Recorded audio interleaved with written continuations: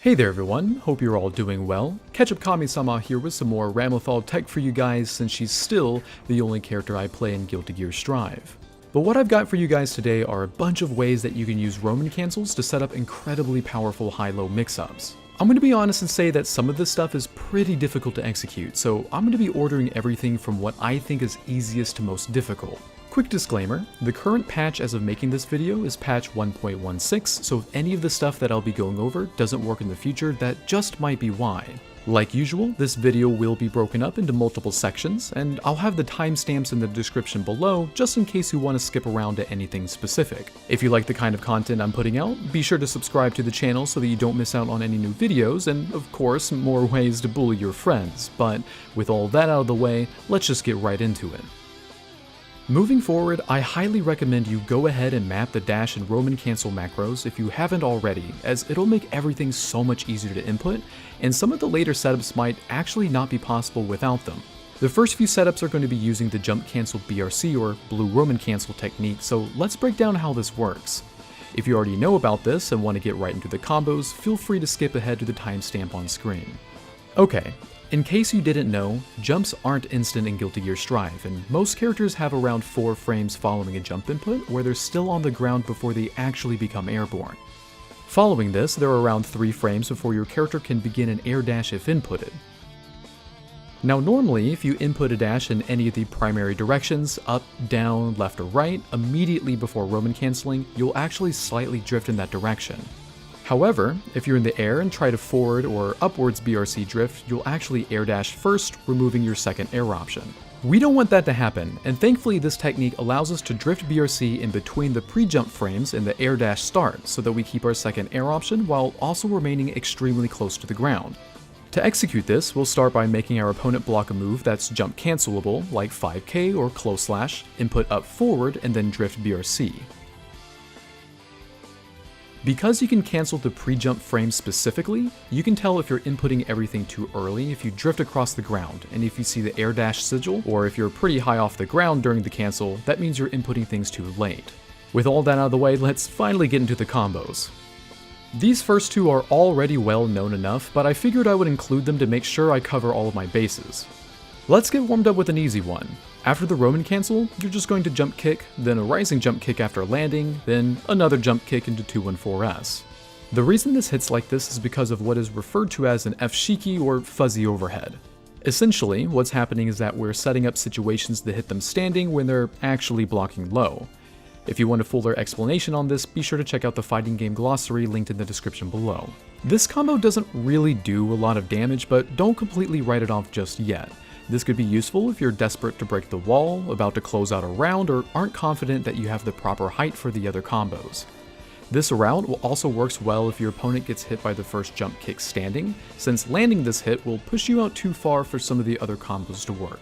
On a similar note, it even works if your opponent FDs the setup, but gets hit by the fuzzy overhead, whereas some of the other combos won't work.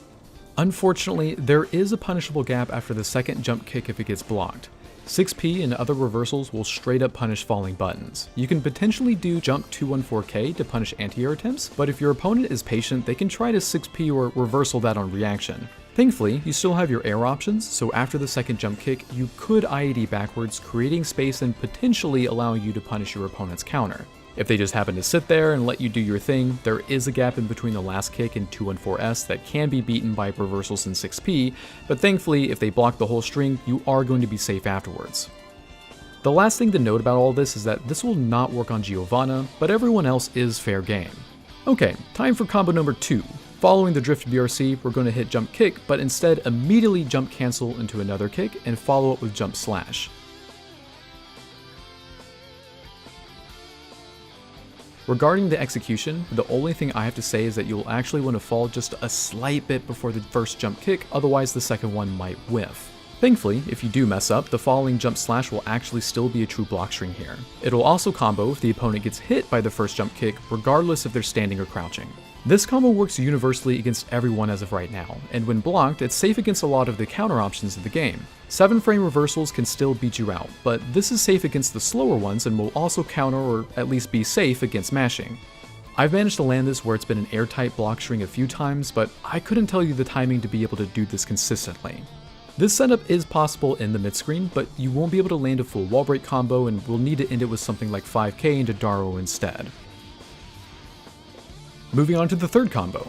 We'll start off with a jump kick immediately after the drift ends, then we'll land, up forward into a rising jump kick just like the first combo. If the second one hits, you'll combo into 2 falling jump punches, and after landing, you should still be in range to connect with close slash. You need to make sure that you aren't mashing jump punch, as if you do them too quickly, you won't have enough hits done to combo after landing. You don't need to super space them out, but just make sure you're thoughtfully inputting them. Unfortunately, this combo will straight up not work on Geo and Baiken, and strangely enough for Sol, Mei, Anji, Ino, and Jacko, we need to change things up slightly. For these guys, your rising jump kick needs to be delayed a hair so that your falling jump punches combo. If you don't, the opponent has enough time to recover and crouch, making the follow-ups whiff.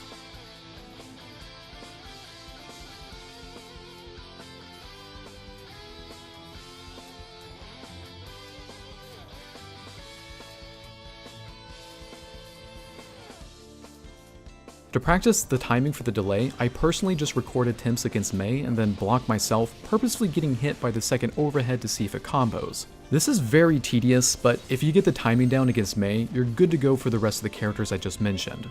Keep in mind this route has the same gaps as the first one I discussed, so make sure you know how to respond in these situations. If they don't do anything and just block the jump punches, close slash will still be a true block string after landing, allowing you to safely continue your pressure thankfully. Other than that, this combo has the most usefulness and incredible damage potential to boot. Another crazy thing is that at least at round start position, it'll still lead to a full wall break combo. If you're not close enough to the wall for this, you can at the very least get a follow-up combo ending in Daro for decent enough damage. Alright, let's wrap up this section with the last BRC combo I found so far. This one will only work on 3 characters unfortunately, and they're going to be Potemkin, Faust, and Gold Lewis. Once again, we're going to kick things off with jump kick after the BRC, but instead of doing a rising kick after landing, we'll do jump punch instead. Follow this up with a jump kick into dust, and you should still have enough time for a far slash after landing. You'll actually need to delay the follow-up jump kick slightly so that the jump dust won't connect too high up and mess up the combo. This setup can work in the mid-screen, but unless you're slightly past round start position, you won't be able to net a full wall break combo, so it might be better to opt for the previous route in those cases. Now, if you're wondering why you would choose this combo over the previous one, the main benefit is that if it's blocked, there aren't enough gaps large enough to sneak in a punish. As long as your opponent doesn't have meter for a reversal or YRC, the most you'll have to worry about is backdash, granted you're doing everything correctly. Anyway, those are all of the BRC combos I have for now, and putting everything together, you can see how many opportunities we have to mix up the opponent in a blink of an eye. On characters where at least 2 of the combos work on, there are essentially 3 points to mix them up. After the drift, am I going high or low here? If you block the first jump kick, you still have to guess high or low. Even once I land, you still have to guess. Depending on the wall health, you can even create setups that lead into the potentially infinite wall slump pressure, and if you're not sure what I'm talking about here, definitely check out my previous video where I cover all the basics regarding the setup.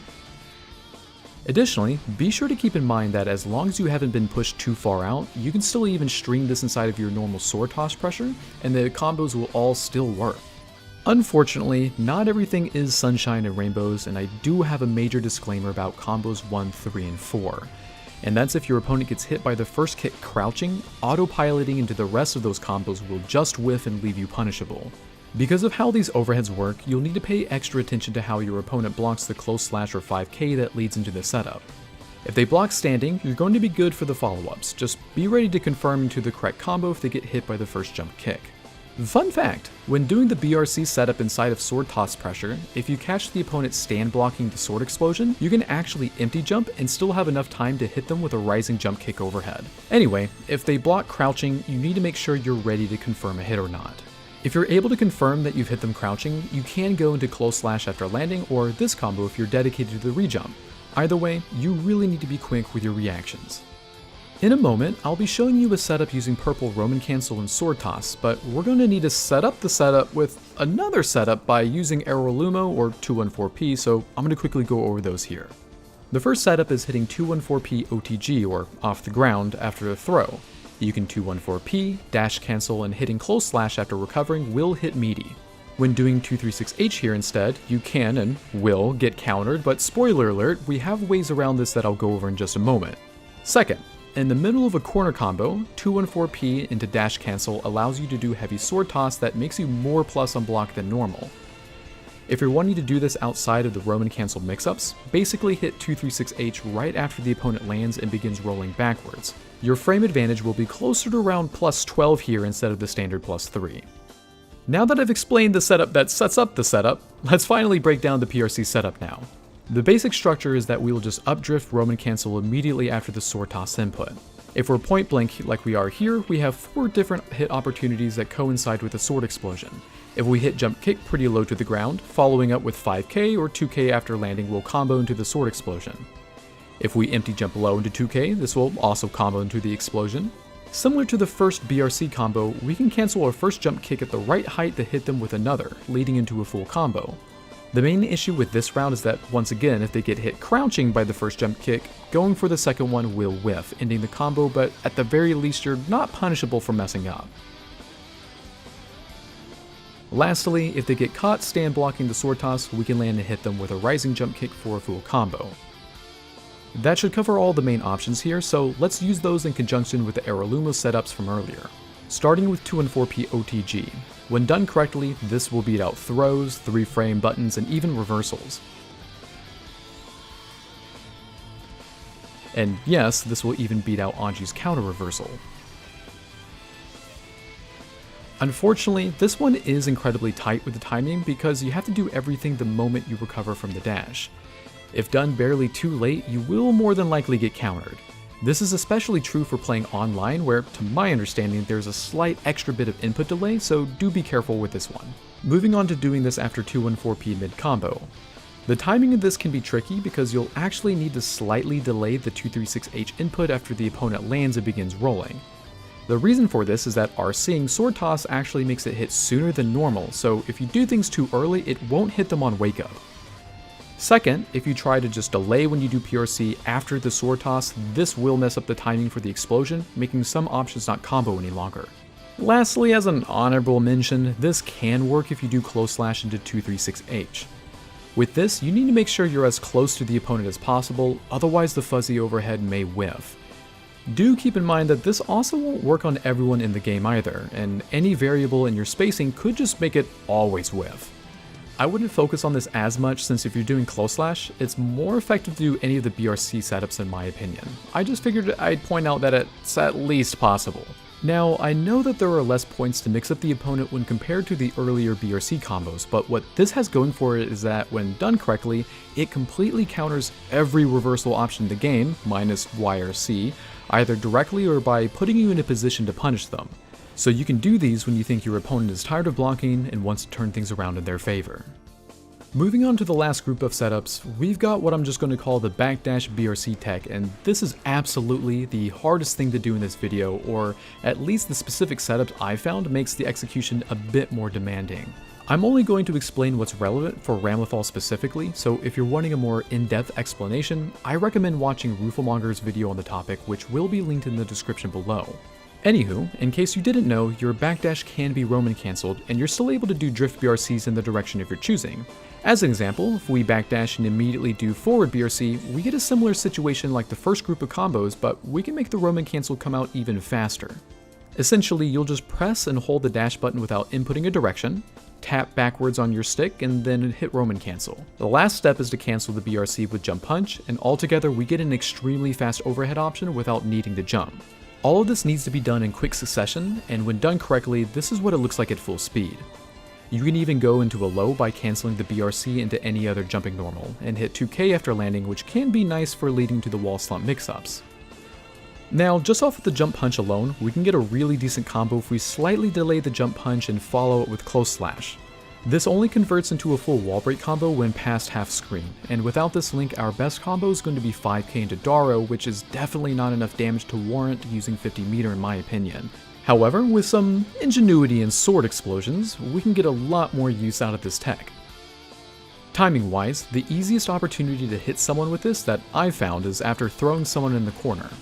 Normally if we do 236H following a throw, using dust as an overhead doesn't connect in time to combo into the explosion. Additionally, this is beaten out by pretty much anything. However, this setup opens up an overhead option that leads to a full combo and even leaves you plus on block if they don't get hit. Additionally, when done perfectly, you won't get hit by reversals, it beats out mashing, throws, backdashes, you name it, except for Anji and now Bike It, I guess. This is a bit of a gimmick, but you can do the same thing off of 236S after a throw. If you do slash sword toss instead of the heavy version, you can go for a reactable high-low mix-up by doing standing dust or 2S or 2D. Standing dust comes out fast enough to beat out normals and will naturally combo into the sword explosion. Unfortunately, it loses to reversals and just barely loses to throws, but with this backdash tech in our tool bag, it makes 236S after a throw much more viable. If your opponent tries to throw you out of your pressure or something, you'll counter it leading to a full combo. If they get hit crouching, you can follow up with close slash and combo from there. Moving forward, we can also do this off the mid-combo 214p reset I showed earlier. If we time our sword toss just right, this technique is a true block stream when done perfectly. If you get just good enough at it, you'll at least not get hit by reversals and will still even counter 6p. If our opponent blocks the overhead, we're actually still plus enough that we have enough time to run up and hit close slash before our opponent leaves block stun, allowing us to continue into standard corner pressure from here. Now, if we're feeling super degenerate, then we can even just throw this into our normal block string pressure when in the corner. If you can get your opponent to respect the 2k frame trap after 236H, punish them for just sitting there by throwing this out. This is absolutely not safe by any means and leaves you wide open for a punish, but it'll definitely make them feel bad if they just let it happen. So that's all that I have for you guys today. I hope you enjoyed the video or at least learned something new. I realized that there was a lot of stuff in this one video, so if you think I should break things up into more specific and shorter videos in the future, I'd appreciate any feedback you'll have. Ramlethal is a strong enough character that she doesn't need any of this at the end of the day, and these setups can even be suboptimal in a lot of scenarios, but you know what? I just think they're neat. If you have any questions or suggestions for future content, be sure to let me know in the comments below as I make an effort to read every one of them. But otherwise, that's all for today. If you're still watching, thank you for sticking around to the very end. I appreciate all the support I've received on this channel so far, and I hope to see you again sometime soon.